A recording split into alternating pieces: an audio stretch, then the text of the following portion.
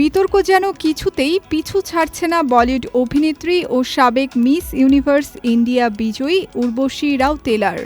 এবার miss universe India 2026-এর মঞ্চে তার পোশাক ঘিরে শুরু হয়েছে নতুন আলোচনা। প্রতিযোগিতার চূড়ান্ত পর্বে বিচারকের দায়িত্ব পালন করেন উর্বশী।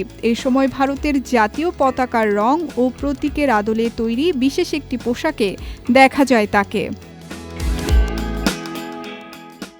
অফ শোল্ডার ওই পোশাকে ছিল জাতীয় পতাকার গেরুয়া, সাদা ও সবুজ রং। মাঝখানে নীল অশোক চক্রের নকশার পাশাপাশি ছিল সোনালি ঝালর। এর সঙ্গে বড় হীরার কানের দুল, রূপালি চুড়ি ও ভারী আংটি পরেছিলেন অভিনেত্রী। তার সাজের ছবি ও ভিডিও সামাজিক যোগাযোগ মাধ্যমে ছড়িয়ে পড়তেই শুরু হয় নানা আলোচনা। একাংশের দাবি, জাতীয় পতাকার আদলে পোশাক তৈরি করে তা পরা দেশের জাতীয় প্রতীকের প্রতি অসম্মানের শামিল।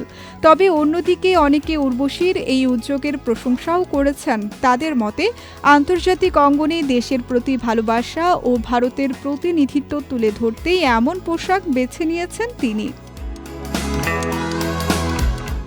বিতর্কের মধ্যেই নিজের অবস্থান পরিষ্কার করেন উর্বশী। তিনি বলেন, আমি বলেছিলাম আমিই ভারত, তাই আজ নিজেকে ভারতবর্ষ বলেই মনে হচ্ছে।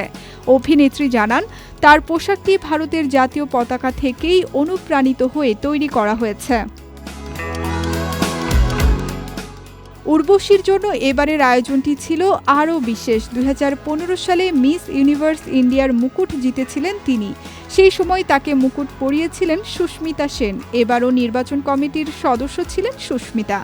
একই মঞ্চে দাঁড়িয়ে পুরনো সেই স্মৃতিও আবেগের সঙ্গে স্মরণ করেন উর্বশী।